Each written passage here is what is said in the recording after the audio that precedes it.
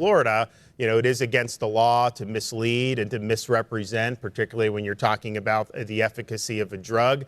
We see just recently, Florida got $3.2 billion through legal action against those responsible for the opioid crisis. And so it's not like this is something that's unprecedented. So today, I'm announcing a petition with the Supreme Court of Florida to impanel a statewide grand jury to investigate any and all wrongdoing in Florida with respect to COVID-19 vaccine.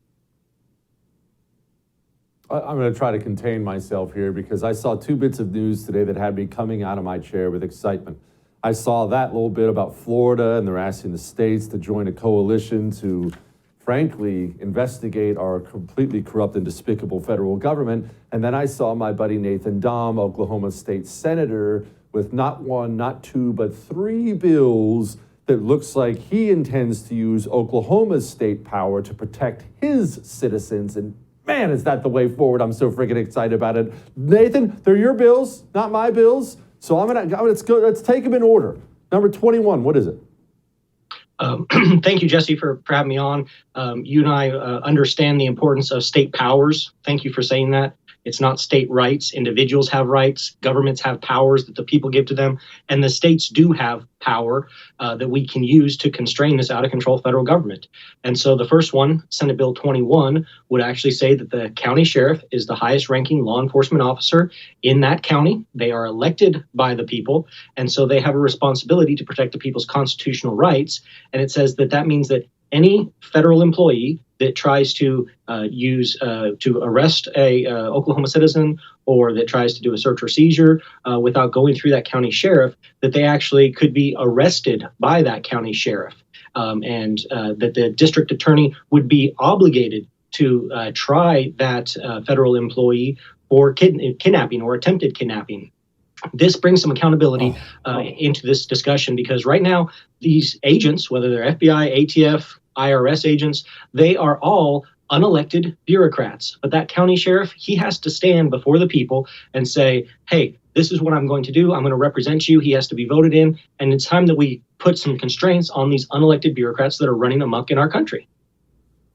Gosh, this kind of stuff gives me hope. Okay, now I hate to even ask this, but I'm going to ask this about all three bills. It's a great bill. Obviously, I'm on board. Is this the kind of thing that's going to pass or not? It's going to have uphill battles. So, for instance, Senate Bill 23 is our state Second Amendment Preservation Act. I introduced it years ago. There's actually about a half dozen of us that introduced it in the state Senate. So the chair of the committee said, all right, I'm going to let one person run it. We're going to come up with kind of a consistent version. And so it was actually another senator that ended up running the bill. But leadership came in and said, hey, we need a watered down version. So we passed a bill that was basically just a statement, but there was no teeth to it. So my Senate Bill 23 actually puts teeth in that and says that if any federal entity or officer violates our Second Amendment Preservation Act and tries to do any gun grabbing measures, then they would be arrested for that.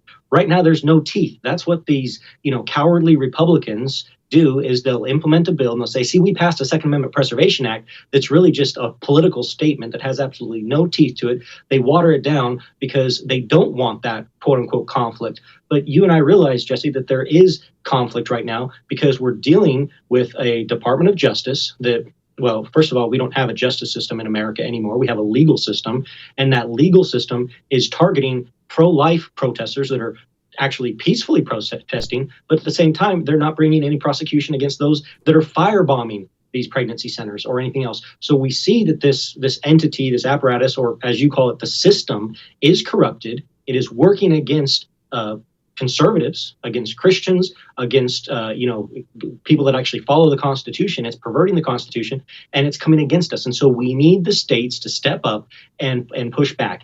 The likelihood of these passing, it's going to be an uphill battle. But, I got the nation's first ever anti-red flag bill passed. I got our constitutional carry bill passed when the rhino, weak-kneed, spineless Republicans were trying to stop that. We ended abortion in Oklahoma before the Supreme Court actually came out with the Dobbs decision. That was my bill as well. So I'm always willing to lead the charge But Jesse, I know you know this too. People like us, we're ahead of the curve because we've studied history. By looking back, we can see what's ahead of us. And so many of these other Republicans, the only thing that they're looking forward to is their next election. And so they're trying to find the middle ground, the middle of the road, do as minimal as possible, just so they can get reelected. But it's past time like that. We need a new right that's willing to stand up and punch back, like you said. Don't miss Jesse Kelly Breaks History, The Forgotten Genocide, the first episode of a new series available now exclusively for First TV supporters. Visit the First TV app or thefirsttv.com to subscribe and start watching today.